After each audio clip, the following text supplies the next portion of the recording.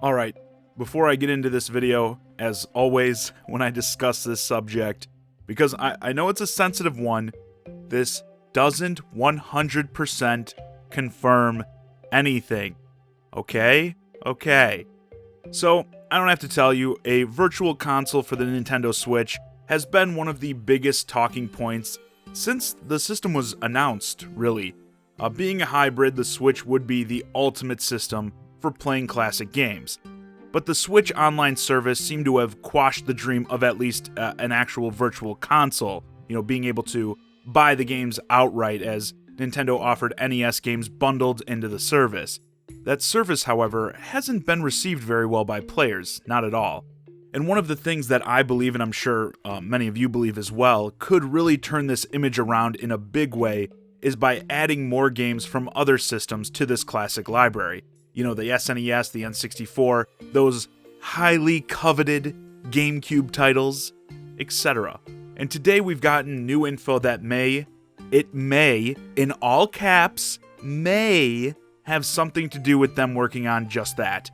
Dataminers have discovered in last month's update to the online service references to multiple SNES games. Twitter user Cappuccino Heck found a treasure trove of SNES titles on the service data streams that he and several others claim were not present in any of the previous versions.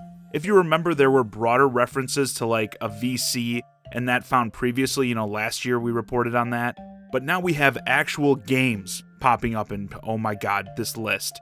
In total, there are 22 Super Nintendo games referenced here, and those games are as follows: Super Mario Kart, Super Soccer, Legend of Zelda: Link to the Past, Demon's Crest, Yoshi's Island, Stunt Racer FX, Kirby's Dream Course, Poppin' Twinbee, Star Fox, Contra 3, Kirby Superstar, Super Ghouls and Ghosts, Kirby's Dream Land 3, Super Metroid, Super Mario World, Pilot Wings, F-Zero, Star Fox 2, Super Punch-Out, The Legend of the Mystical Ninja, Super Mario All-Stars, and Breath of Fire 2.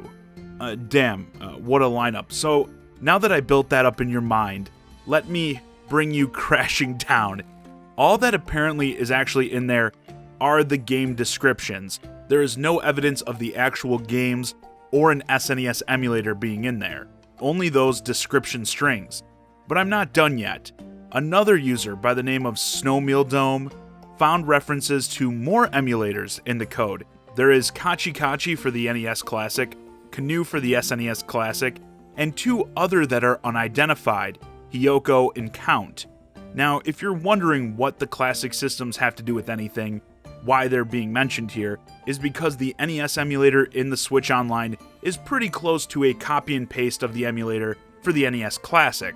So it looks like it would be the same for the SNES Classic, that makes sense, right? And a potential SNES library on the Switch.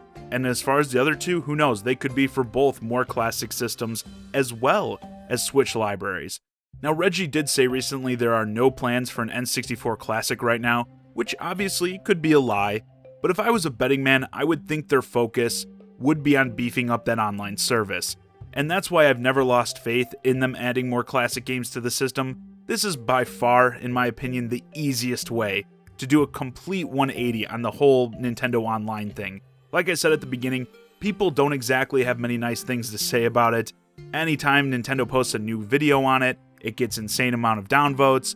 Anytime they tweet about it, they're flooded with negative comments, as well as countless people requesting, wouldn't you know it, more classic games.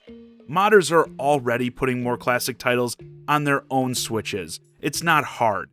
Really, the hardest part would be getting the licenses, which Nintendo already obviously owns most of the big ones anyway, in terms of the games people want. So yeah, I definitely think that's going to happen, but when is the question? I see two scenarios here, again, if they are working on it right now. This is all hypothetical. But if they are, the two scenarios I would see here, the first one, the one I'm sure you'd all prefer, is they want to get this out as quickly as possible to attract more people, again, turn that negative attitude towards the service around. I mean, geez, if it launched with all those games, it would surely shut up a lot of people, including me. However, there's another way I could see this going. As I was saying towards the end of last year, Smash Ultimate was their big golden goose in terms of selling those online subscriptions. People I figured we're going to pay to play Smash Online. And I would venture to guess most people who did sign up for the service signed up for the full year because of the value. I mean, $20 for the year, why not?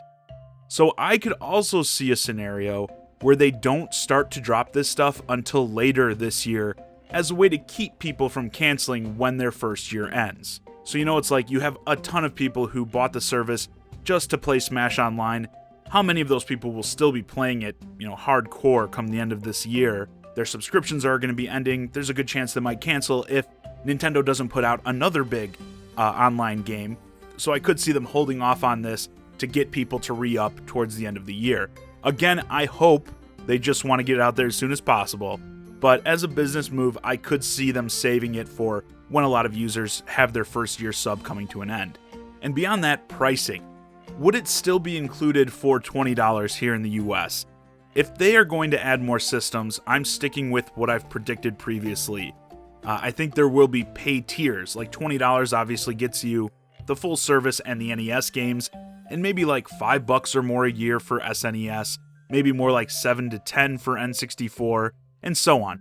Basically, if it were me, I would make it around the cost, maybe a bit cheaper per year, per system, than it was to buy a single game on that system on like the Wii U Virtual Console.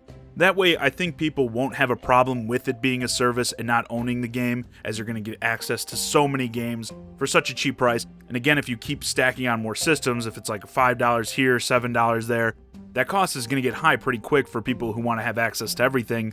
You never want people with these services to feel like they're taking a major hit. No matter what they do, they just need to do it already. Having these games on my TV and on the go, seamless, same save file, just give it to me, damn it. But with that, this video's a wrap. Let me know what you think about these recent classic game revelations coming from Nintendo's online code in the comments. Do you think it's finally happening? And when do you think they'd pull the trigger on this? Also, what do you think the rollout will be like? As in, what do you think the launch will look like, and how will they build those libraries up? Hey guys, I hope you enjoyed this discussion of the SNES descriptions being found in the Switch Online code. If you're new to the channel, please consider subscribing. If you want to keep the conversation going, hit me up on Twitter at JohnnyZakari, and join my Discord, Shy Guy and Friends, link to both in the description below. And as always, thanks for watching.